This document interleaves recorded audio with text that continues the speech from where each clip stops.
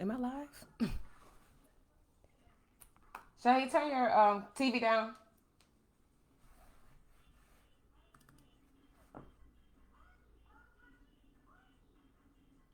We are live. We're live, you guys. We're having a good discussion today about social conditioning. Talking about the world. We're talking, of course, we're talking about the world. I'm waiting for some of y'all to come on in here. I'm waiting for some people to come in. Talking about the necessity of social conditioning.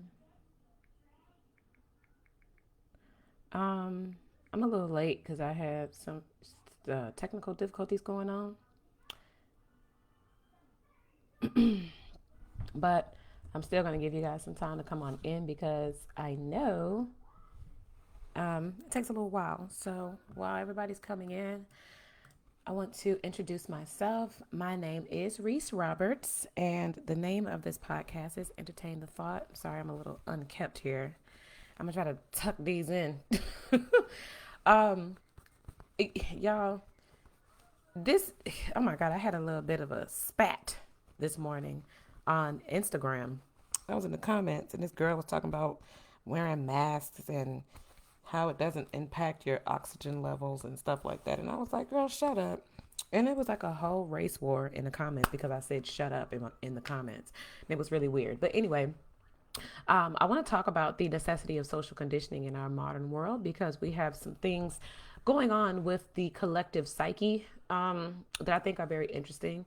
And I think we should talk about it because we come down a lot on Caucasians for conditioning. We come down on them a lot for control and governance and certain things about society that we don't like.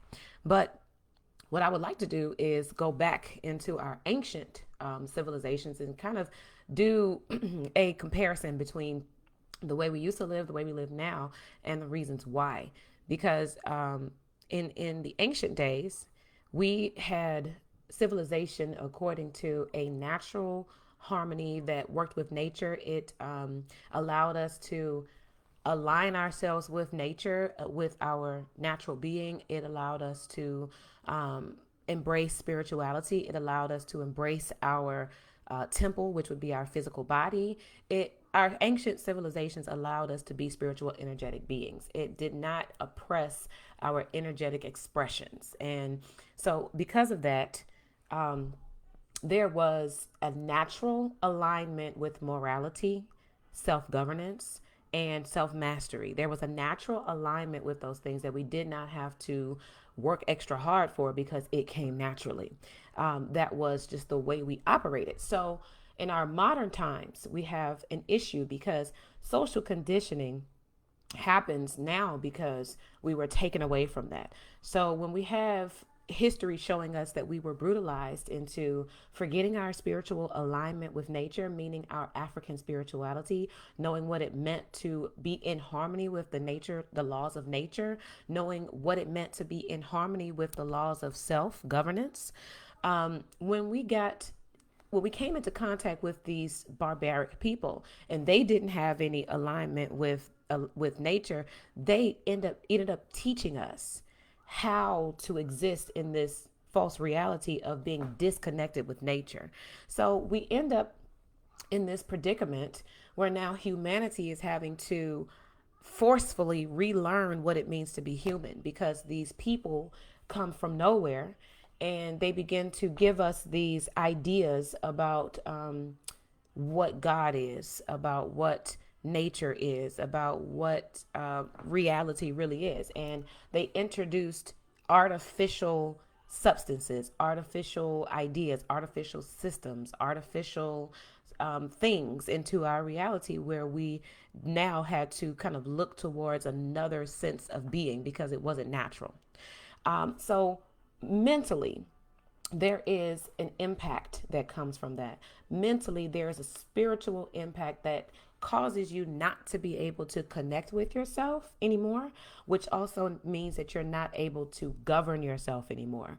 And this is what I believe and what I know was the point back then. When we were stripped away from our nature, stripped away from the things that we used to self-govern, we were stripped away from that. So it meant that society had to now become governed by an entity or governed by something other than self-governance. And I think this is where we start to get into a very special argument about what it means to accept and live under a form of social conditioning or a form of social control. Because many people will tell you they don't believe that human beings can self govern. They'll tell you that they don't believe we are capable of being righteous, being aligned, being peaceful, being harmonious, or any of those things without the interference of a third party. The concept of that comes from the idea of being a ward of the state, or it comes from the idea of guardianship, of sort of this governance, having someone to control your mind because you're not able to do so yourself. So what I'm realizing and what I want us to all understand is that the reason why our government has a place in society in the first place is because they have the illusion of being able to control people more than we can control ourselves. When they took us away from our mechanisms of self-governance, which would be our minds, our mental capacity to think, our mental capacity to speak. I know many of you know already the history of oppression, that we were taken away from our ability to speak and read because it was too connected to our ability to align our spirits. So if we were able to read, if we were able to think on a heightened level, then we would not be able to be controlled because our thoughts would have still been free. So we get into this, again, conditioning where we've been removed from our ability to think and speak freely, without this impediment or without these impositions on our thoughts. So that gets taken away from us. And then we now have these things happening with our heart because we've been brutalized, we've been used, we've been ridiculed, we've been, sort of dehumanized in the eyes of mankind. So our hearts also become separated from their true being, their true nature of love, of empathy, compassion, of trust. All these things get taken away from us psychologically. It's a collective psychological robbing of the things that we were naturally equipped to work with. Like I said, they are mechanisms for us to be able to control and govern ourselves. So when we skip up to now, looking at modern times, looking at where we are in the modern society, where historically people have been stripped away from their mechanisms of self-governance. Now we're looking at a society that actually does need to be governed. Now we're looking at a society that actually does need a form of control because all of us don't have it yet. All of us have not returned back to our nature of self-governance. A lot of us have not returned back to our nature of being responsible and taking ownership of the quality of our reality and the quality of our physical lives. And when I say our reality, I mean our mental reality. Many of us are still struggling with the idea of what it means to be a co-creator, meaning what it means to be God. We don't get that or grasp that concept. So we have issues with actually participating in the process of co-creation through our energetic movement, through the movement of our energetic frequencies, our vibrational quality of life, again, how we're elevating and improving or increasing the speed of our vibrations. We have an issue with doing that. And so now we're looking at a society again that really does need to be controlled. So what do we think can be done to reverse or to replace or to restore our ability to self-govern? How can we as a people be personally responsible? And I think this is a huge issue in our community, that we do not like to take personal control. We do not like to take personal ownership of the things that have been wronged in our lives. We think that because somebody did it to us, that we have to turn around and get them to fix it. But that's just not the case. I like to make the example over and over again. If someone came to your home, busted out your windows, and threw a bag of flaming shit in your house, would you chase them down the street to get them to come back to your home to clean up the bag of fiery shit that they just threw in your house? No, you would not. You would worry about them later because you have a bag of fiery shit in your house. So are you going to sit there and let your house stink to high hell and burn down with a bag of fiery shit that somebody just threw into your window? No, you're not going to do that. What you're going to do is clean up. You're going to extinguish the fire. You're going to clean up the shit. And then you're going to try to figure out who the hell just did that. How can I address the issue of somebody coming to my home and throwing fiery shit in my home? How can I stop that from happening? Maybe I can fortify my windows. Maybe I can fortify, or maybe I can move. Maybe I can do whatever it is I need to do to make sure that I'm taking personal ownership and personal responsibility over the maintenance, the control and governance of my own existence in my own home, meaning my own temple, my own body, my own mind, my own thoughts. Does that make sense? So now we're getting into a place where our society is looking around for somebody to tell them what to do. I'm going to say this very emphatically. Our previous governors have now failed. They do not have the seat of power anymore. It's over for them. So what we're now looking at is, what are we going to do with this bag of fiery shit that they left us with? Are we going to keep voting to them and saying, hey, y'all left us with a bag of fiery shit. Can you please come fix it? Can you please come get blah, blah, blah, blah, blah, blah, blah, blah, blah, blah, blah. That's how I do my son when he doing something that don't make no sense. Bop, bop, bop, bop, bop, bop. Always, you blah, blah, blah. You saying something that don't make no sense. Nobody's going to come and fix what they intentionally broke. They broke us on purpose. They took us away from our intelligence on purpose. They took us away from our abilities on purpose. They're not going to allow you to vote for that to be fixed. That's not a thing. And so now what they're looking at us and saying is that these people are so that we did a great job of disconnecting them from their responsibility and their personal power. They're going to keep looking to us to govern them. They want us to govern them. They want us to control and condition their minds. That's the reason why this stuff continuously goes on and on and on and on and on and on and on. Because we want it. We're asking for it. We're voting for it. We're looking for it. We're like, oh my God, you guys broke society. Please come back and fix it. We don't know what to do. And we're giving them the power to continuously do these things to us. We're continuously giving them the power to say, no, we don't look at you guys like a powerful group of people. We look at you like slaves, and we're not going to stop looking at you like slaves. So keep asking. Ask me again and see what I'm going to do. Ask me one more time to come into your neighborhood and clean it up and see what I'm going to do in your neighborhood. Ask me one more time to come into your financial life and fix it and see what I'm going to do. I hate you. So I'm not going to help you. And this is what I'm trying to get us to understand. They hate us. They're not helping us. They're not going to do anything at all to give up their point of privilege and power. Even though they're already falling from that place, we're trying to put them back on a damn pedestal.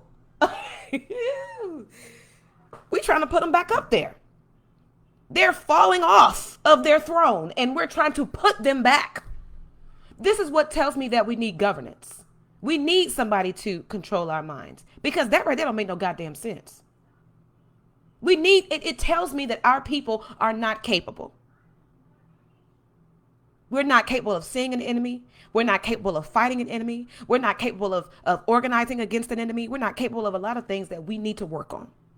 And I shouldn't say we're not capable of it. I should say we don't see it yet. And I'm going to keep talking till I'm blue in the face until somebody sees it, because when we see these things, it changes how we live. Like I told y'all in my last episode, we change from the top down. We change from our thoughts into our physical reality. And so if we can't see at some point that listening to these people's commands, listening to their statistics. God, I swear, if we keep on talking about the statistics, these people's statistics are there to manipulate what you think is real.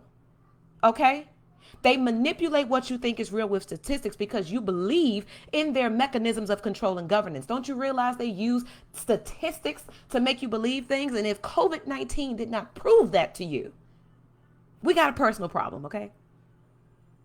Personal problem.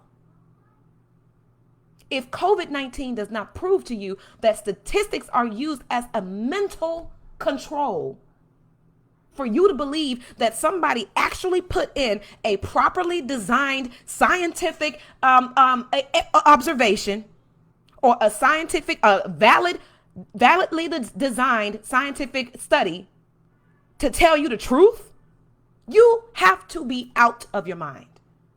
You have to be in a state of denial where you don't want to believe that people lie. Okay? People hate you. You don't want to believe that somebody is trying to destroy you. You want to believe that because you drive a Mercedes, because you have a job that pays you with every 2 week or every monthly check, because you have a Social Security income, because you can go to the grocery store, okay? And that's debatable whether or not you can go to the grocery store. That's debatable if you can go to the grocery store without being harmed. And we still want to believe that there's something to gain from asking these people for fucking things. What is it that we expect to gain by asking them into our homes to clean up? To clean up? What are we asking them to clean up? The violence? The hatred? The war? Are we asking them to fix the water in Flint? It's not happening. Newsflash. We're just going to keep on beating on that goddamn brick wall. We're just going to keep on beating it down, beating it down, beating it down, beating it down. Because we're looking for somebody to help. Help, help, help. Don't you realize you are your help? You have a broom in your house, don't you? Clean up the shit. Don't you have a pot of water you could throw? Put out that fire.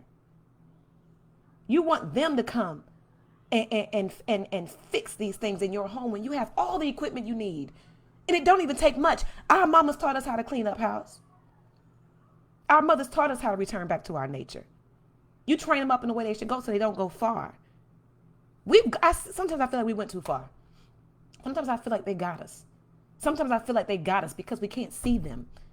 We cannot see them pulling strings. We cannot see their lies. We cannot see their manipulations. It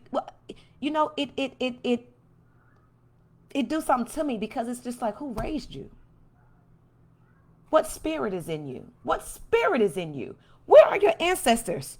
Where is your personal power? You know, where is your personal power?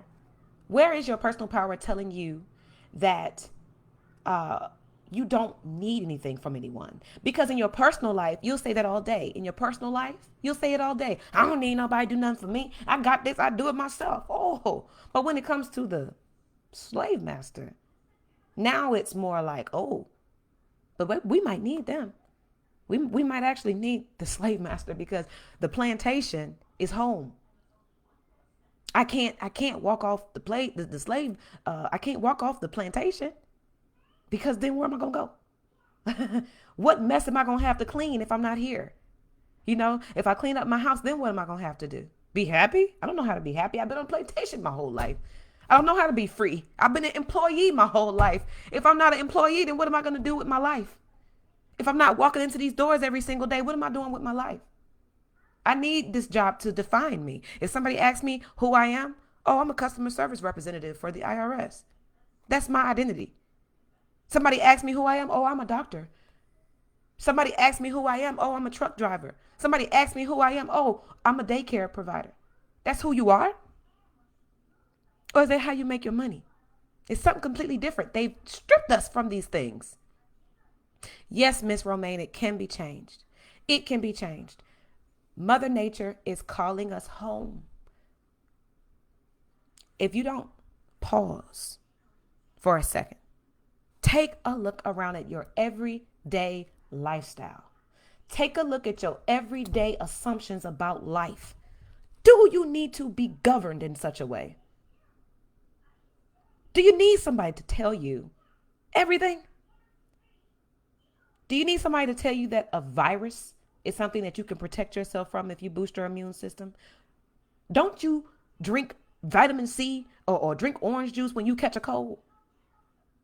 Or when you get the flu, don't you go out and get things to boost up your vitamin C and your immune system so that when you get a fever, don't you recognize that your body is fighting off something?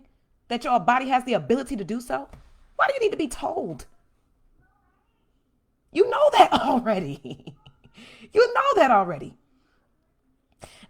It in our community, I feel like if a Caucasian person was to come and tell us the exact same thing that a black or a melanated person tells us, we're going to take the word of the Caucasian first. Because why?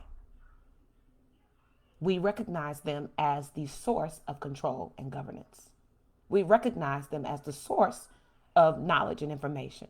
We don't recognize our soul or our DNA or this planet as a source of provision for information, for governance, for control. The universe has all control over all of this. Natural laws control and govern every single thing that we do, every single thing we experience, and every single thing we perceive. As a human, gosh, why is my there's something wrong with my recording. I don't know why it keeps going out. Something trying to stop me from doing what I'm doing, but I won't. I will not be stopped. I bet you I'll re-record it. But what I'm trying to say to you is that we have to remember that our lives are being controlled and governed based on a system that is meant to give you a certain output that is determined by the input. Okay? So if we're in a system that the output is oppression, what do you think the input is? It's control. Control from another source. Control from another source. Now, if you look at the ways in which society is controlled, we have to remember that we're told to obey things in such a way that we're not allowed to see past the things that we're obeying. If they tell you that you need to obey traffic laws and you need to obey the police officers because they're there for your safety. Okay? They're there for your safety. They're there to keep you in a place where you're not getting into accidents or nobody's running red lights and stopping you from traveling safely, right? So what happens in our minds, in our collective, being when we realize that police officers are employees of a private corporation? Okay. You have a right to travel without being stopped or questioned or investigated. You don't have the right to drive without those things or those things happening to you, but you have the right to travel without those things happening to you. So you figure that out. And then you also figure out that traffic laws are many times, they are used against you to oppress you or to exploit you, to maybe kill you. Then what? How do we start to move after we realize that? How do we start to give ourselves a certain amount of peace, knowing that this control mechanism is being placed in a society for us to be oppressed? How do we switch up? Do we antagonize the police?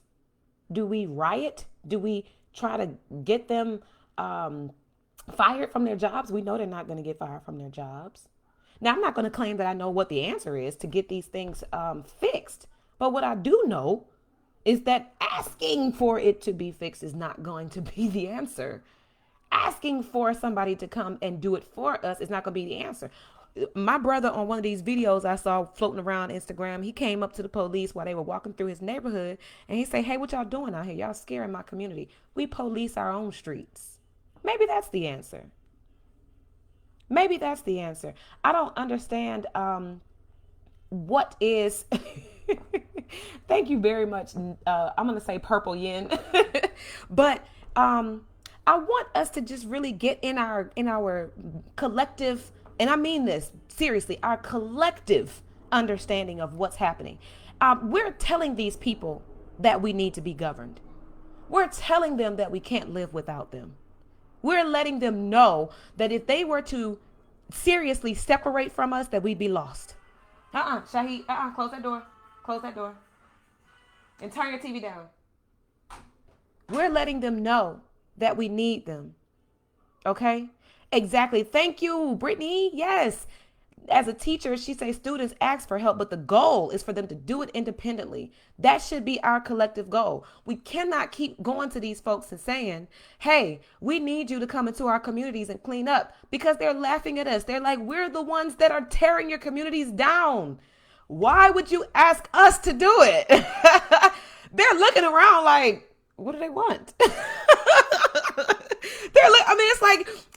It's like, if you get into a fight with somebody and then, they beat your face in, and then you go to them and ask them to put a patch on your cuts, ask them to help you fix it. They're gonna be like, fuck you. I beat your ass on purpose. I didn't do that because I wanted to heal you. I did it because I wanted you to die. I wanted you to hurt. I'm enjoying the fact that you're, in pain right now. I'm not trying to help you. We look pitiful, y'all. We look pitiful. We look ridiculous out here. And it's starting to get sad to me because y'all are my people. I'm looking at us like, what the hell are you doing? Get away from them damn people. What are you doing? Stop talking to them. It's like when your mama or your friends, or you're like your best friends in school. They're like, we don't talk to them. We don't talk to them. We don't ask them for things. To me, this voting and stuff, it just lets them know that we're subservient. It lets them know that we have no power. We have no mental power, no personal power. And God, I'm telling you, it just hurts my heart. It hurts my soul. We're still talking about reparations and stuff. Do you know what reparations would be? Is if every one of them walked out of their homes, handed us the keys to their cars, their homes, give us the what do you call it? The certificate of incorporation for all these businesses that they're running, that they got off of our backs. That would be reparations. Do you think they're going to do that? We talking about trillions and trillions of dollars. Let me tell you something. I wouldn't be surprised if they gave us those trillions and trillions of dollars. Because you know why?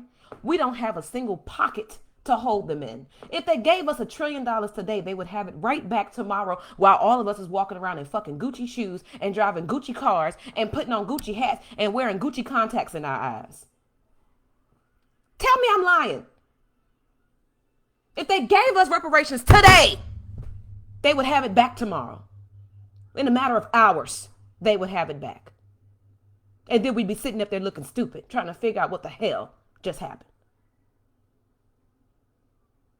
How many people, if there was a black infrastructure that told you that they wanted to, or a group of melanated people that told you that they wanted to come into your community, build you up, teach you some things, how many people would take the personal ownership, the personal responsibility to learn, to figure out how to govern a society, to figure out how to govern yourself in such a way that you don't have to rely on the government to do so?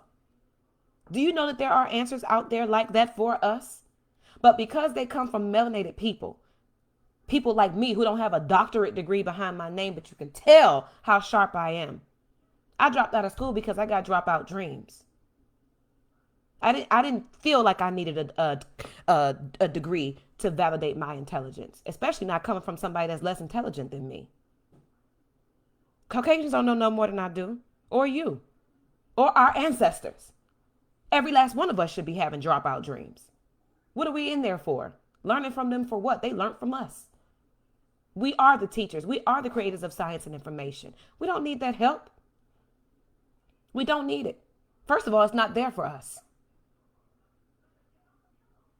It's not there for us. And we have to get in our minds that there is no titty for us to suck on these people anymore. They have completely depleted whatever provisions they might have had for us to take advantage of. I'm not going to say that there are no more police out there, but where I live in Atlanta, ain't no more police on the streets. I very rarely see a police officer on the streets. You want to know why? Ain't nobody defunding the police. They're already defunded. They don't have money to pay them. The economy has crashed. Y'all don't know it because you don't pay attention. It's over. The police are gone because they can't get paid. They talking about they walking out. They're not walking out. They're being let go. There's no more money to fund them. That's why he's talking about defund them. Everything is about to be defunded. Everything you thought existed is about to be damn defunded. The next thing you know, they're going to be saying defund Social Security. Next thing you know, they're going to be saying defund the IRS. Defund public school. All of this stuff is defunded. The goddamn economy is crashed. We're stuck. We ain't going nowhere. This stuff not opening back up. There's no, it's over. They cannot provide for us anymore. If we don't figure this thing out together, we're going to sit here with a bag of fiery shit in our living room with windows busted out while we sitting here when we could be putting boards at our windows. We could be sweeping up the shit. We could be putting out the fires. We could be improving the smell. We could be fixing the fire damage. We could be doing all kinds of things. But what are we doing? Chasing them down the damn street, trying to get them to come back. Trying to get them to come back. Y'all, share this. Make sure you share it. Because there is no justification. There's no justification for us to still be caught in this frame of mind where we think we can make an impact on a system that is designed to give you oppression by way of control. I'm going to read this comment by my friend David Williamson on Facebook. It says, we seek validation from derelicts who've done nothing but rob, rape, pillage, etc. We steady trying to integrate as opposed to lift ourselves up. How do we do it? Y'all, I'm going to tell you this and I'm going to keep telling y'all, okay, I'm going to put this to you in different levels of understanding. How are we going to do this? We're going to do this by, first of all, getting into our minds first. Like I said, we do our change from the top down. First, we have to get into our minds an idea of self-sufficiency, and we have to dream from up here, y'all. We have to let go from up here of the idea that we have somebody taking care of us, that we have a slave master that's feeding us, that's giving us a place to sleep, that is giving us a job, so to speak, picking cotton. We have to stop with this mentality that there is something to get from these people. That's the first order of business. Change your mind first. That this is something that's feeding your life, that's doing anything for you. Secondly, when you see people who look like you, that are trying to give you something, trying to give you an education, trying to give you an opportunity, trying to welcome you into a more centralized Black establishment, support your community organizations. Support the people that are actively passionate about it already. Because what I know about the Caucasian system is the reason why it was able to thrive is because they started small groups of people who had the same focus of oppression. They had the same ideas about social control and governance. They had the same, it was a small group of people who shared the same passions. And then they came together and decided, you know what? We're going to sell people on these ideas. So they go to their own people first. They go to the Caucasians first. And they say, y'all, we can gain power. We can gain control if we do this together. We're going to have to do it together. We're going to have to Jim Crow. We're going to have to Willie Lynch. We're going to have to Willie Lynch this thing together. We're going to have to teach our children how to hate. We're going to have to teach, we're going to have to maintain a code of silence in our communities. We're going to have to make sure that all of us uphold this air of superiority. We're going to have to all make sure that we uphold this trend of violence and war. We're going to all have to come together and do these things because we know that over time, this is what's going to cause these people to be separated. It's going to alter their reality. And what I've tried to explain to you before in previous episodes is how subconscious programming works. It works through repetition. Okay? Repetition is the reason why all of us have come to believe the false reality that we've been given of you are the slave, I am the master. The repetitious and the reiteration of those ideas is the reason why we have now come to believe it and we can't see around it, because it's been consistently repeated to our subconscious mind. How do we fix that? Listen, it's not a physical problem that we're fighting against these people. We have to condition our minds away from the conditioning that we've already been given. It's reprogramming. Continuously tell yourself in your mind that these people have nothing for you. I'm going to now give myself the ability, the openness to look into my own community for opportunities to do for myself in my own community what I would have been doing through these people. If that means getting a job, if you can, find you a black person to work for, find you a black business to start, find you a purpose in your blackness, in your melanated. And I know, y'all, we have to start, and I have to go correct myself, because our nationality, just like a person who is Nigerian, a person who is Haitian, a person who is Australian, a person who is European, we are Moorish. Y'all, we have to stop saying that we're black. And I have to apologize for even letting myself do it so much, because we are Moorish. Our nation means something. If we, Lord, I'm trying to burp. If we claim our national title, our national status as Moorish nationals, then we give ourselves something to build under, okay? Caucasians would not have whatever it is they have if they did not collectively call it something. We can't, unfortunately, we can't call it black, because under the law, you guys, hear this, please hear it and internalize it. Everything we're doing right now, everything we're suffering from, is as a result of legal definitions. Legal definitions have given us the title of black. And under that legal definition, we are oppressed. Under that legal definition, we are oppressed. I'm going to give it to you right now, Miss Romaine.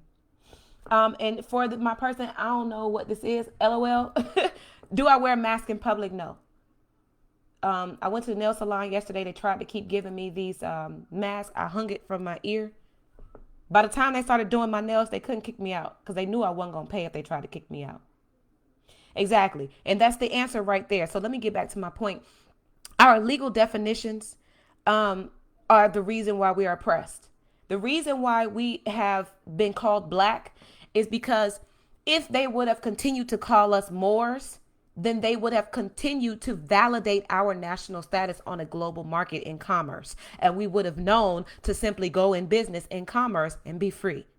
So we cannot allow ourselves to continuously accepting that legal definition of black, because by definition, it means that we are dead, irresponsible, not taking control of our own ability to enter into business, enter into commerce, and self-govern based on our businesses in our own communities that provide for the community itself. Okay, this is the reason why black business is so important, because that's the answer to the question. If I want to put it simply, what are we going to do about it? How are we going to get control of our own communities? How are we going to self-govern? How are we going to get Caucasians out of our communities? Stop relying on them to clean us up? We have to start businesses that do that. We have to support businesses and organizations that do that. Okay. If there's an old lady in your neighborhood and she loves to volunteer to feed the homeless, somebody needs to come up under that old lady, make her an organization, and further her mission by adding people to it. Figure out how many people in your community love to feed the homeless. All of you guys get together under that same mission, organize yourself, legitimize yourself legally, and govern yourselves through your businesses, through your business organizations, through your endeavors, through your projects. Enrich your community through your work. Give yourself a purpose. Give yourself a purpose in your community. Give yourself a purpose in technology. If you're a tech person, use your technology friends. Y'all come together and figure out how can you build technology for the black community. to empower us, to give us a way out. If you're a teacher, get with your teacher friends, my sisters, my brothers. All of us are teachers. Develop some courses for the Black community to figure out how we can liberate our minds first. Organize yourself. Legitimize yourself into an educational corporation or to an educational institution. Organize yourselves. Enrich yourselves. Don't look for accreditation. Accredit your damn self by your work. The proof is in the pudding. If you are a qualified educator, you don't need nobody to tell you that you're qualified to educate. You educate. Do it. And don't let nobody come and tell you that you have to get certified through them. If you are able to communicate a thought to another person so that they are able to conceptualize and understand, then you are a teacher. You don't need certification from another party to give you that justification. You don't. Figure out a way that you can serve your community yourself. Figure out a way that you can undergird people in your community, support the people in your community that are doing that. Why? Because the more we figure out how to clean up ourselves, we're not going to them asking for help. We're not going to them asking for provisions. We're not going to them asking them for a way out. They're not giving us a way out of this system because they put us in it on purpose. We're not going to get a way out from them. We're not going to get a way out from somebody who did it on purpose. Like I said, if I beat your ass on purpose, I'm not going to come to you and tend to your wounds. I'm not. And for you to even ask me lets me know I should beat your ass again. And that's exactly what's happening to us in our communities. We're going to them, the people who are beating us. They are livid. They are beastly. They're beating us over the heads, and we're going to them asking them to stop. And they saying, you know what, I should beat your ass again. And they do every single time. Every single time we go to them and we say, can you help us? They're like, oh, yeah, we'll help you. Sure. You want me to help you how?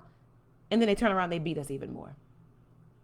And then the cycle starts all over again. So let me ask y'all this question, okay?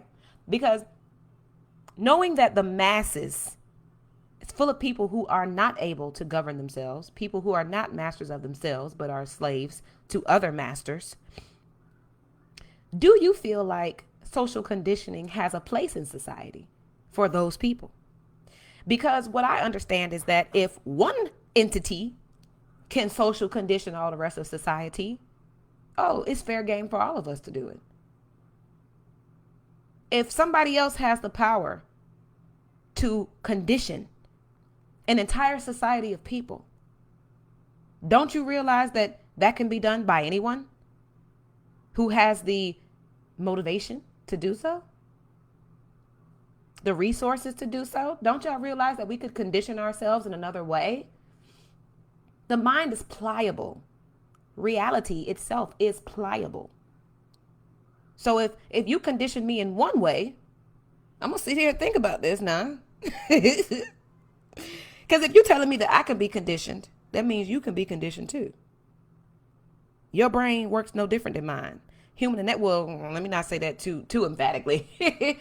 The Caucasian brain does work differently than the melanated brain, but I will say this.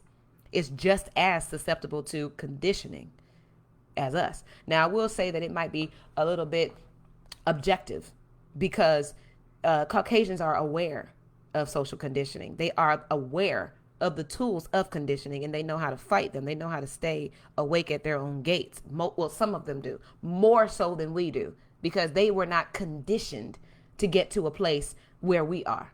You know, they were not conditioned to give up their power. In their reality, they know that they are, they know that they have the ability to co-create with this universe. And they do so. Okay. So for us, we would have to condition ourselves in the reverse to get us to go back to what they now know that we don't. Okay. So if we're conditioning somebody, ourselves, we have to learn how to condition ourselves to get to a place where we are working in our favor through the conditioning. So just like anybody, if you're eating unhealthy, you're conditioning your mind and your body to be unhealthy and give you unhealthy results. But if you condition yourself to be healthy in the opposite direction, then that's the result that you get. So what I'm looking at is that we may be able to benefit from what we now know social conditioning is. We may be able to benefit from the power of social conditioning because now we know what it is. We know how it gets used. We know how it's a mechanism for society. So what if we just used it for our favor like they do for themselves? What if we just said, you know what? I know how my people work psychologically, so I'm going to condition them. I know how my people have been oppressed. I know how my people have been torn away from their nature. So I'm going to condition society back in the right goddamn direction. Can y'all imagine? Can you imagine having to go through all this just for us to go back to what we were already doing? I need you to know that Caucasians are looking for us to do that. I need you to know that Caucasians are looking for a melanated people to step back into our power and reclaim society again and to start back conditioning society in the right way. You want to know why? Because they realize that they are a part of all this. They realize that they are now sharing the planet with us, the same planet that they have been destroying. They now want us to take our power positions mentally, because if we don't, everything's gone. If we don't, nothing works. Okay?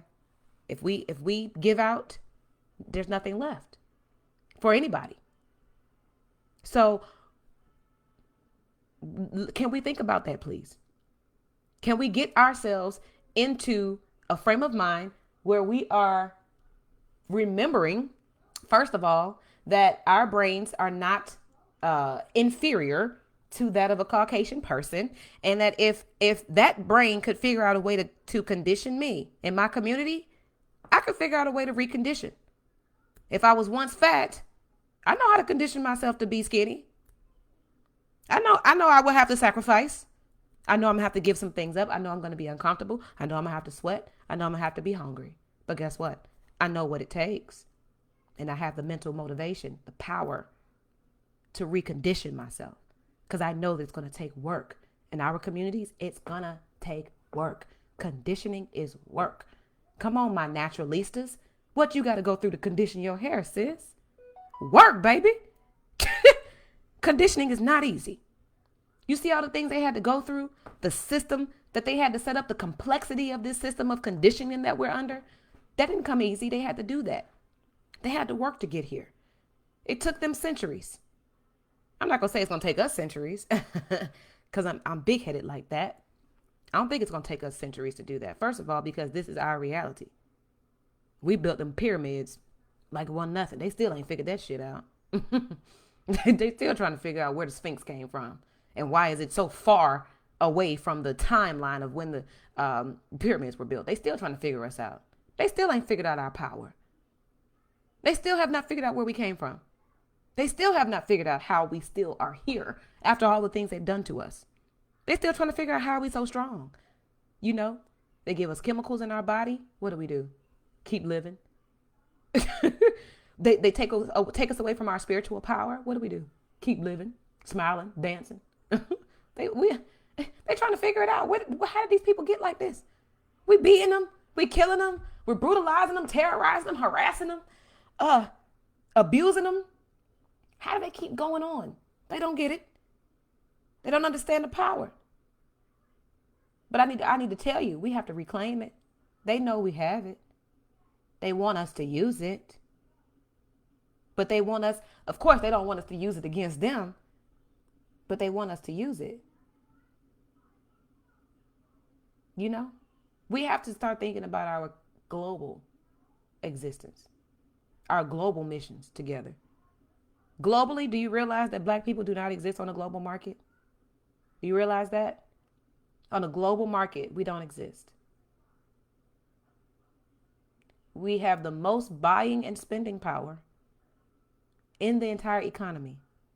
Yet, we have no presence nationally on the world market, on the world stage. If that's not a slave, what is? All the work that you're doing, and you're doing all the work to pick the cotton, and you own not one shred of it. That's what is happening in our society. We're picking all the cotton, doing all the work. Employees for days, all of us, professionals, every level of corporate America, not one of us own the corporation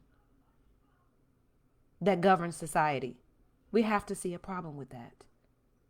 We do not exist to the rest of the world. Maybe that's the reason why they don't see us. Maybe that's the reason why they keep killing us. Maybe that's the reason why they don't care about our lives or our homes or our communities. Because we just picking cotton for them. We're just picking cotton for them. And we're steadily wondering, I got people that are melanated that will say, oh, I live a great life. My life is great. I make 6 figures and I drive a nice car and I live in a perfect home and I love my job. Look around. Look around. You love your plantation. You love being in the house with the master. You love being in his neighborhoods. You love shopping in his stores. You love marrying their children. You love speaking their language, wearing their clothes. You love it. It's the plantation. And my friend Larry Hamilton says nothing new. This goes back to Egyptian slavery of the Hebrews. I agree. Iberia, the Iberian, is it Liberia? I think it might be Liberian. They might have been some of the first people to start mixing and mingling with the pale face, blue-eyed, blonde hair. Mixing and mingling with them. Oh, they're cool. Look at them. They're so pale. They're cool. Oh, look at their women. They're pretty. They got all this long hair. It's all flowy. We're still doing it. We're still doing it. We still want it. We still want them. And it's just sad because it's just like, that slave mentality is like, I think we just can't see. I think it's my biggest problem. We can't see. We think it's better to work for them in their institutions that feed their communities. We work these 6-figure jobs and send our children off to schools that is teaching them lies so we can go and make that money. But we don't want to sacrifice to say, I'm not going to work this job. I'm going to stay home and teach my child because that's more important to me. That mission is more important than the mission of my corporation. That mission is more important than my job description. I'm going to find another way to survive. I'm going to make some sacrifices. I'm going to find a way to be an entrepreneur so that I don't have to give up on the things that are important to me in my life and to my family. I'm going to take whatever measures I need to take so that I can get myself and my community to a place where we have a presence, where we're not any longer missing from society, where we're no longer a show for people to speculate. We're like a reality show. And they're like, people are watching like, oh my God, they're still shooting them. And the people are still showing up on the steps of City Hall. They're still going up to City Hall trying to get the... I know whoever is watching us, they're like, whoever is watching us, they're like, what the fuck? These people don't get it. These people, seriously, they still don't get it. They still feel the need to be governed when their own Bibles, their own religions tell them that they are God. Yet they still want to be governed by the godhood of somebody else. Don't you know that your ability to govern and control yourself is your godhood? It is your co-creation, your free will. You want to be under the free will of somebody else? In our society, that's what we're doing. We're under the free will of another person. Caucasians know that they have the free will to do business, to set their own rules, okay, to create their own systems, to create their own laws. They know they have the right to do that. And they're laughing at us because we have the right to do it too. But we don't exercise that right. We watch them do it. And we support them in doing it. We work at their jobs. Okay, we buy their merchandise. We welcome them into our homes. We kiss their asses whenever they get offended. We, yes, sir, master. Yeah, yes, sir, master. Yeah, whatever you say, master. I love everything you say. I love everything you do. You can't do no wrong. I love Trump. Make America great again. He's a businessman. Ah! What are we doing, y'all? What are we doing? What are we really truly doing, y'all? It's I got another. Okay, I have another comment. I'm gonna read this other comment. My friend, she says, my friend Chastity Dancer Smith says, "How do we change the narrative?" And that's what I'm talking about right now. It's just really us getting to a place where we're respecting our own communities and respecting our ability to change our own communities, because we think that starting small, that there's something wrong with that. As African American people, we are the greatest achievers of society. And so when we have to think about being below or being at the starting point or being imperfect, so to speak, we don't like that. We don't like the fact that we don't have a starting point right now. Okay. Now, I want to tell y'all, it's not going to be long before the things that we're all working on, our projects. I personally have a project that I'm working on. It will be launched, and I'm just going to remain confident, and I'm going to remain um, faithful that when I launch this product to my Black community, that or my Moorish community, and Miss Romaine, I'm sorry, I'm going to answer your question still. Um, that when we get resources that are designed to help us, that we will actually see that as a resource, and then we'll actually put our energy and our resources, our work, our sacrifices into those things that are created to be a construct for the Black community or for the Moorish community. Now, the reason why you are a Moor, I'm going to use the last 6 minutes to explain the reason why you are a Moor and the reason why you need to claim a national status and go into business for yourself instead of being an employee. So, if you look at any other nation on this planet, people call themselves the nation, the title of the nation that they come from. Okay? All over the world, everyone calls themselves the national title that is corresponding to where they geographically originated from, where their DNA geographically originated from or is connected to.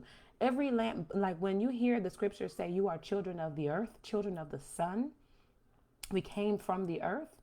That's the reason why your blood has a geographic tag on it. Because it's telling you where you came from. It's telling you what you own, what you are responsible for taking care of. If you are Liberian, if you are Egyptian, if you are Australian, if you are Dutch, German, if you are Indian, or whatever, wherever you come from,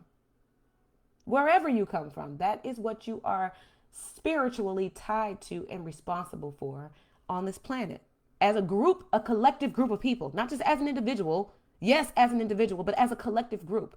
Everybody that comes from this landmass is tied to this place. So there is no land on the planet called Black. Does that mean that you don't have an origin? No, it means that's the wrong title. You're not Black. Your geographic tag comes from a landmass. That landmass used to be the Empire of Morocco. It used to be Morocco on this land. You know how they get that little song that says, "This land is your land, this land is my land, from California." No. It's not your land and my land. I also want to bring something else to your attention about geography and what you were taught in geography. Have you ever noticed that there is no other place on the planet that has a state or a union? Have you ever noticed that? We are the United States. How did that happen? How did that happen? How did we become states when everybody else is a country?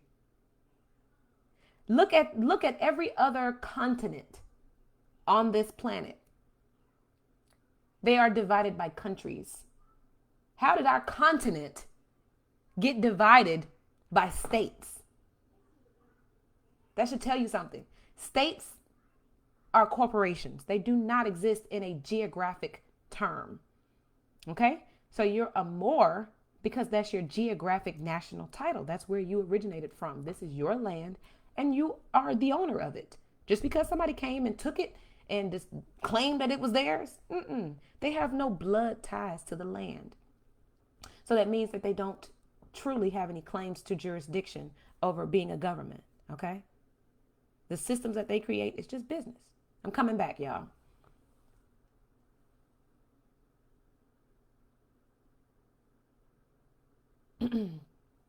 Got to come back. Y'all, I'm sorry about that because on Instagram, I time out after an hour.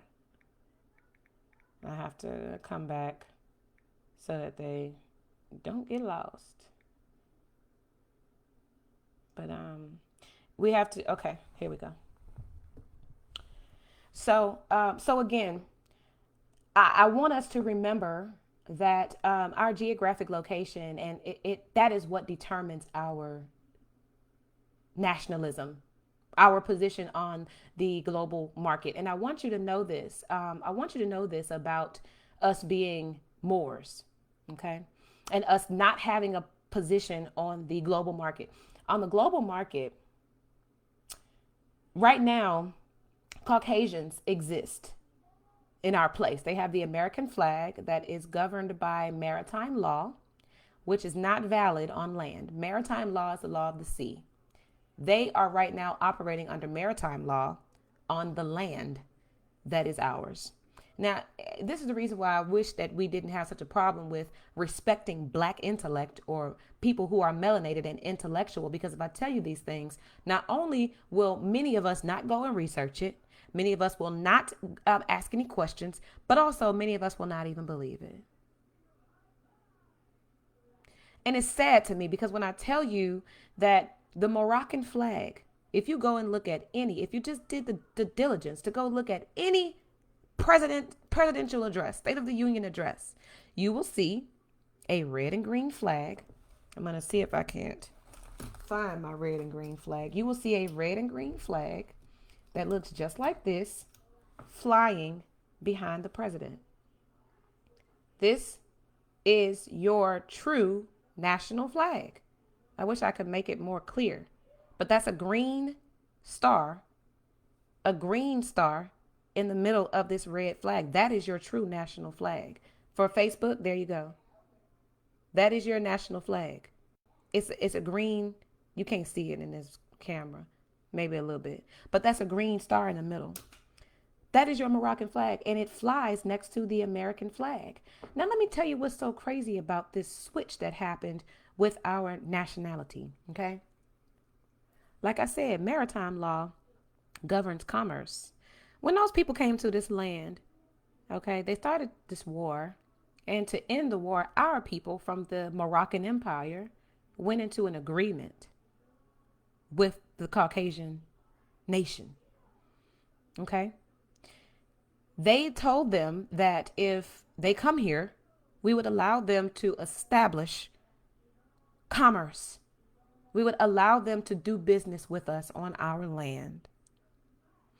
Now, what we did not know at the time, we see it very clearly now, that their intention was to come here and not just do business on our land. Oh, they came here to do business, all right. We didn't know that we were the business. Okay? So when we came here, they say, you are the business that we're going to come over here and do. We're going to enslave you. And what we're going to do is take away your knowledge that this is your land, because when we enslave you, you have to work this land. So you can't know that it's yours, because if you do know that it's yours, you might take all the things that you have gotten out of your own land and go sell it and do business for yourselves.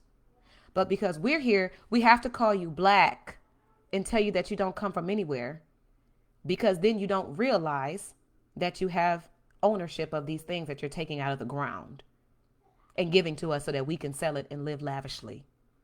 Do you understand why this happens? Exactly, my friend David Williamson, beast of no nation. And I need you to know that the true beast of no nation, of course, is the Caucasian. The Caucasian was grafted into the human family. They have no point of origin in their DNA for any landmass like we do. Every melanated person has a source of origin in their DNA. Caucasians do not. That is the reason why everywhere they go, they have to steal land, because otherwise they have no claim to any resource, and they are the natural servants of humanity. That's the reason why they had to take ours, so they wouldn't have to be servants anymore. They were like, no, I'm not about to be the servant. They were like, no, we're not going to be the servant. We're going to take your land. We're going to brutally take you away from everything you know.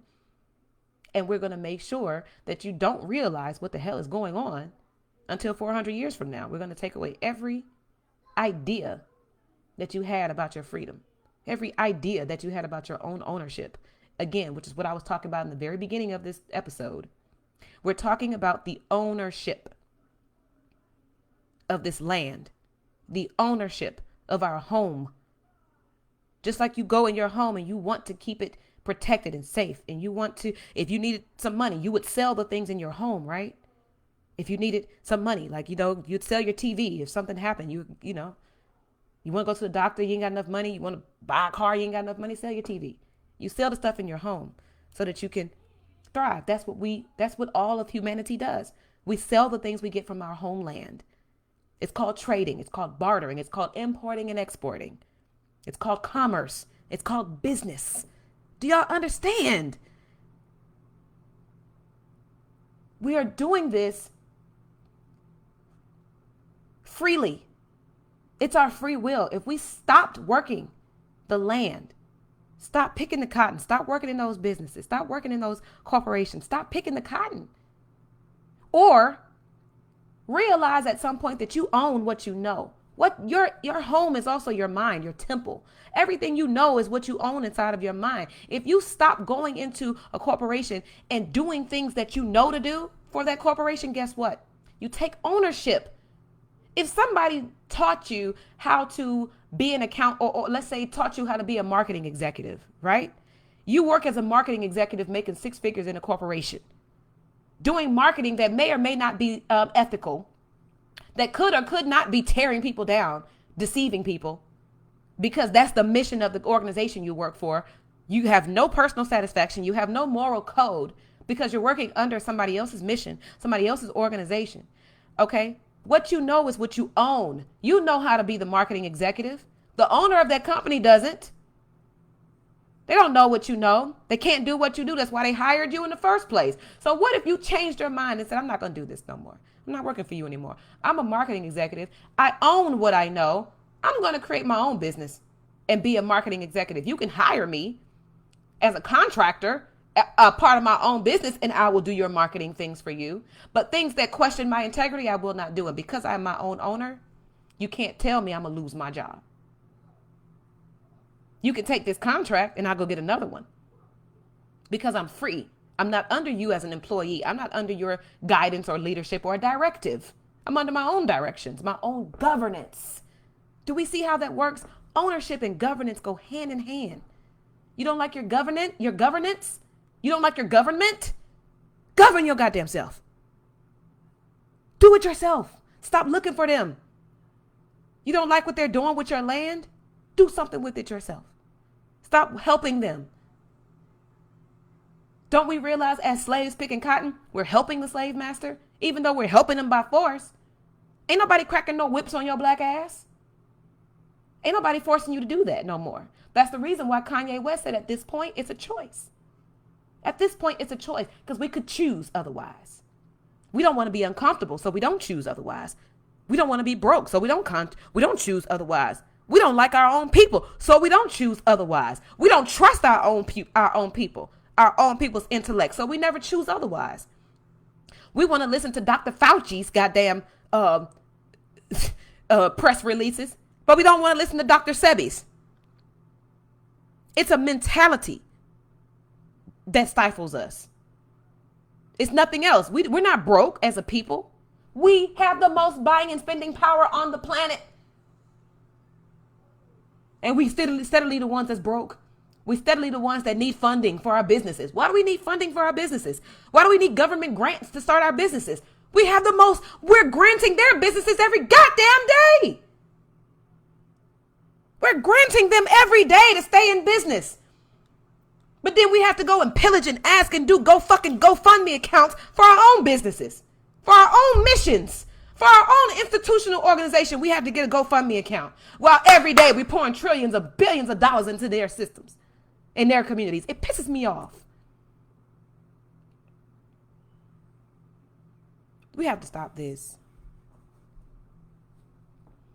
Because I don't necessarily know another way to express it, to get it to go through so that we see it, how deep that it goes. The ownership. We get taken from our land. We get taken from our knowledge. We get taken from our families. We get taken from our communities. We get taken from our spirituality. And then we just forget about it.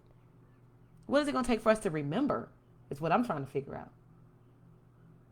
What is it going to take for us to remember that we have a nation? Okay? What is it going to take for us to recognize that nobody else calls themselves a color on the face of the planet? Only Caucasians and Moors call themselves white and black. People around the world laugh at us for that. They're like, they don't see the problem with that. They don't see the reason why they're not black. They don't see the reason why that's oppressive to take away their earthly name for a renaming. Don't we realize that our last name is not Smith? Huh? If your last name was Goldsmith or some shit like that, that was probably, or blacksmith or some shit like that. That was a profession back in the day. If your last name was Smith, more than likely the slaves in your family were known for a particular trade. And that's the reason why they became the Smiths of that trade. Freemen, those are the people that got out the struggle some kind of way. They were considered freedmen, so they changed their names. Your name determines who you are, what you are, where you come from, what do you do. That's your name. Black? And we just love it. Oh, I'm black and I'm pale. I'm black and I'm pale. I'm black and I'm pale. Shit. We need to find another thing to be proud of. We need to be proud of ownership. We need to be proud of goddamn picking ourselves up by our bootstraps, cleaning this shit up off our goddamn porch, off our goddamn living room floor. That's what we need to be proud of again. We need to be proud of doing something for ourselves. How proud were you the last time you made an accomplishment for yourself? If you were overweight and you lost weight, if you were broke and you found a way to make some money. How long did it take you to condition yourself for those things? If you were once an angry, nasty person, you conditioned yourself to be kind and loving and accepting. How long did it take you to do that? Huh? How long did it take you to learn how to eat healthy? How long did it take you to learn how to love your brother? Huh? To condition yourself. Can we be proud of those types of things? Can we not be proud of being black? Something that was given to us out of hate and control and fear. Can we stop being proud of those things? Can we learn where it came from? Can we learn why black people love calling us black? They love to say, yeah, there's a black person out here. They might as well be calling us niggas and Negroes. Yeah, there's a Negro out here. He's harassing me. Oh my God, I'm so scared. Did you see the guy that was on the phone when the lady tried to use the coupon in the CVS? He gets on the phone and his hand was rattling so bad he about to drop the goddamn phone. Oh my God, she's in here harassing me. I don't know what to do. Somebody please come help me soon. The woman was in there using a coupon that he didn't want her to use. And I mean, come on, y'all. We want to be proud of that. We know where it came from. Why are we proud of it? I'm going to stop beating the dead horse. I think y'all got the point. So I want y'all to share this. I want you to share it. I want you to internalize it. I want you to embody this sense of ownership. And when you see constructs, when you see ideas, when you see movements and efforts and projects coming out of your community, do me the personal favor. Do yourself the personal favor to trust your people, to support your people, okay, to encourage your people. Come up under our missions. If you want to find somebody to work for, to pick cotton for, pick cotton on our goddamn plantations. If you want to be controlled by somebody, be controlled by your own goddamn people. If that's what you want for yourself. If you want to be controlled and dominated, let your people do that for you. Stop being dominated outside of your community. Stop being dominated by your enemies. Stop being controlled and conditioned by your enemies. Stop not seeing them for who they are. Stop making excuses for them. Stop saying, well, some of them are cool. I don't give a damn. I don't care how many of them are cool. How many of them might be able to not see color. What the? Bring that love over here. Bring that love to yourself. Bring that love to your own community. Bring that love to your children. Bring that sacrifice over here. Do you hear me? If you're going to sacrifice your soul, sacrifice it for us. If you're going to sacrifice your intelligence, your freedom, sacrifice it for us. I'm sitting off my soapbox. I love y'all. I want you to share this because I'm very passionate about getting us away from these, these chains. Okay. We got to get out of these chains, y'all. They're holding us back too strong. And it's crazy because they're not even really tied down to nothing. We dragging chains along. We free as hell. We dragging them down the street instead of just taking them off our goddamn feet. We free. We're free. I'm talking about free. Talking about free to the point where we can make our own systems. Talking about free to the point where we can condition ourselves. Talking about free to the point where we can support ourselves. Talking about free to the point where we can change ourselves. Talking about free to the point where we can think freely. Free to the point where we can be free. Without asking. Without voting. Without needing anything. We can be fucking free. Like, that's it. Just free. That's it. Nothing else. No stipulations. Go into business for yourself. Support other people that are doing businesses. Learn how to diversify. Teach yourself how to do something. Like right now, the community has so many different things that we are in a deficit for. We are in a deficit when it comes to education. We're in a deficit when it comes to applied technology. We are in a deficit when it comes to administration. We're in a deficit when it comes to organization, health and wellness. We're in a deficit when it comes to industrialism. We're in a deficit when it comes to the control of our own communities. Find a way to serve a purpose under one of those deficits. Find a way where you can teach yourself to uplift the fallen humanity that is your own people. Find a way to teach somebody something that they ain't never heard or seen before. You go and see something that you've never seen or heard before. You go and explore something that's in your soul that you've never been allowed to honor within yourself before. There's something in you right now that you are ignoring the hell out of. You are ignoring it and suppressing it and putting it aside because you don't think it's going to work in this society. Fuck all that. You think it's not going to work. You think that you can't do it. You can do so many. Thank you, my friend. Thank you, my Dreadlock Fairy. You can just support even by just giving your business pages a follow. Giving a review on people's pages, I'm guilty for that. I haven't even done those things in a lot of different ways when my friends have businesses and things. I'm guilty of it myself. So I'm preaching to me and you. All of us can do more. I have a platform that I'm developing and I'm going to give it to us as a mechanism for us to start trying to organize ourselves because that's where I see my purpose. That's where I see I can make my investment into this reality. So I'm going to do it, but I'll be damned if I'm going to do all that and then watch y'all not support it. I'm going to be damned if I'm going to do all that, taking money out of my family, taking money out of my retirement. Things that I could be building on. Listen, I'm putting it into y'all, into us, into myself, into my child, into my marriage, into my everything, my relationships. Because if we don't invest in those things with everything we have, then what do we want for ourselves? If you won't invest in it, then what do you want? You can't look for them to invest for you in your community. What do you want? You want them to bring all their luxury to our community? Huh? It's laughable. It's not going to happen. If you don't give yourself the luxury, you're not going to get it. Plain and simple as that. If you don't build it, work for it, create it, you're lying to yourself. Put that stuff away, okay? Put that need for acceptance from the people, put it away. And what I need you to do is tap into what I just said about you taking ownership and bringing those things into your own neighborhood. That's right. I love that. I love that you just said that. My friend Dreadlock Fairy, she said it's beautiful to get real feedback too, so we can improve our services. Sister, I'm gonna tell you that the platform that I'm developing is gonna allow us to do all that.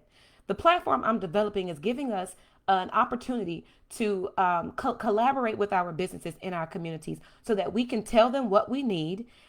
We can all pull together our resources to help our businesses and organizations to get to a place where they can serve us on a mass level. The platform will give us an ability to express ourselves. It's not going to be perfect in the very beginning. It is going to be a social element to it, but in the very beginning, you're not going to be as enabled as you are on Instagram to go live and to have all these different accoutrements, but you will have a framework there that can be built on. And over time, just like Facebook, we will be able to scale that platform and get it to a place where we can all use it in the ways we want to use it, whether it be socially, professionally, in our businesses, in our communities, whatever. We'll be able to build the platform to where it can be a natural part of our lives, just like Facebook and Instagram is a part of our business life, a part of our personal life, part of our dating life, a part of our home life. We will be able to, a family, we'll be able to use the platform the more we continue to build it. But again, I'm almost got in mind not to tell nobody that I even own the platform because I don't want y'all to know I'm black. Y'all might not support it if you know what I look like. And that's a reality that I have to face because I know where our head is. It's sad, but sometimes there are situations where we're going to have to just do things the way we know it has to be done. We have to get out of that, oh, it got to be the best of the best. It has to be perfect. It's not as good as Facebook and this and that or the other. If it's not as good as that, like my sister said, give me the feedback. Why don't you ask me, is there anything you can do to help me to get this thing together? Why don't you, if you're a developer and you don't like the platform, why don't you offer some free services so that we can get it to a place where we can communally benefit from it? Do you understand? I can only do but so much in my own power. But again, that's the reason why I'm making this desperate plea to all of you to figure out what you have been suppressing out of your oppressive lifestyle, thinking that you have to go to work to make your money every single day. Drop the idea that you have to be an employee. Figure out where your community needs you to be and go into business for that purpose. Right now, I recognize that my business needs infrastructure. My community needs infrastructure. Right now, I recognize that my community needs communication, connectedness. We need privacy. We need directions, order. Those are the things that I'm putting my personal resources into doing because I have the personal resources to do it. And I don't mind making the sacrifices of spending thousands of my dollars to do this. I don't mind spending countless hours, not even sleeping, because I'm at my desk writing out things like this. The business plan for the network that we're getting ready to be on, okay? I'm giving you sacrifice because I know what it's worth. I know where it's headed. I can see my real enemies. I know that I can't rely on them to do these things for us. I know that. I don't mind sacrificing for y'all because guess what? When I'm dead and gone, my son's going to still be here. His children are still going to be here. Your children will still be here. We'll still be recycling back. I'm coming back. Did y'all realize that? When I'm dead and gone, guess what? I'm coming back. I don't want to be here in my next lifetime still dealing with the same bullshit from the last. I'm ready to have fun playing this game. I'm trying to come to the planet and live in heaven on earth like the Caucasians do. The Caucasians have found their heaven. They dug their way up out of the trenches of hell by oppressing and conditioning everybody else and putting us there. We in hell, they stand on our shoulders in heaven. Because they stand on our shoulders and let you know how tall we are. We living in hell while on our shoulders they live in heaven. Shows you how tall we are.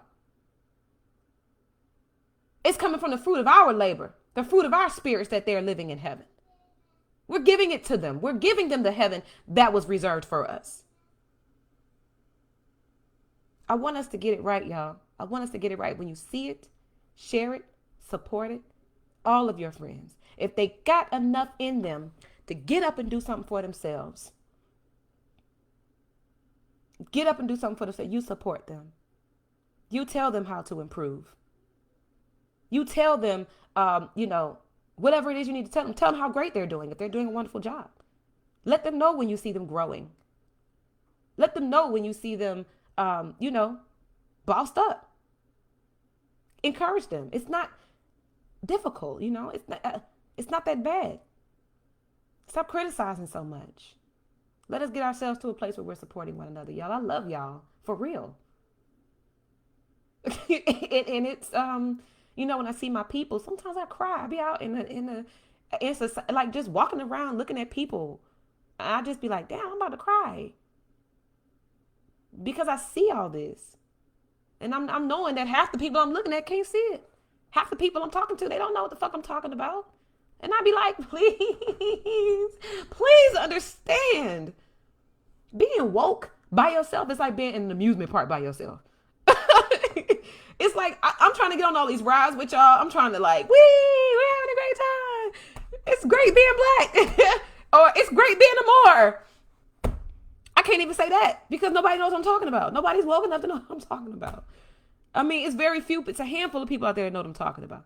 But if I was to be freely living in my woke ass world, I would be by myself. If I live in my woke world, I would be by myself, largely by myself. I'm tired of that. I want us to wake up, see what's going on out here. I want us to have fun. I want us to love our communities. I want us to be like, damn, this is a nice ass community. Look at this. These black people up here. These some boys up here. I didn't know that. They got this thing looking good. I want us to be there. I want us to be there. I want them to be like, damn, they did that fast. We didn't think they was gonna do it like that. Yeah, that's how I see it. I'm optimistic. I'm actually idealistic. And I don't have a problem with that. I don't have a problem with being idealistic for my people. I wish more of us would be idealistic. Stop thinking about all the things that could go wrong. You speaking about all of the criticisms and all of the challenges. Don't you know that all of us right now are in a specific frame of mind that is very pliable for success? Because we're all confused. A lot of us are confused as hell, but I see that as an opportunity. I see it as an opportunity to make you unconfused in the right way. Long as you're not going to Caucasians to try to figure out your way, you might be onto something. Because if you go into your soul, if you ask one of your brothers or your sisters, you might come out on top. To get rid of your confusion. All of us. There's still some things I'm confused about. I ain't that doggone confused because I like to move, honey. I'm moving and shaking out this damn thing. But again, y'all, I'm going to leave you with those thoughts. I love y'all. Please share the video. Please make sure that you are, like I said, internalizing, embodying these things and living by them. Live by your freedom. Live by your free will. Live by your ability to govern and take ownership of your own affairs, of your own communities, your own families, and your own whatever else, your own money, your own career. Take ownership of those things because that is what gives you freedom. Ownership equals freedom. You got it? That is a mathematic equation. Ownership equals freedom. When you take ownership of it, then you give it the shape, the definition, the reality, the quality, whatever it is, the value that you want it to have when you take ownership. Okay? Y'all, go to ReeseRoberts.com. If you're on Instagram, click the link in my bio. You'll see all of the things I'm into, all the things I'm doing. I will be doing a moderation for a panel discussion on Black Equity Network and Epic Collective. The link for that is also in my bio. If you see that, you'll see the business virtual conference.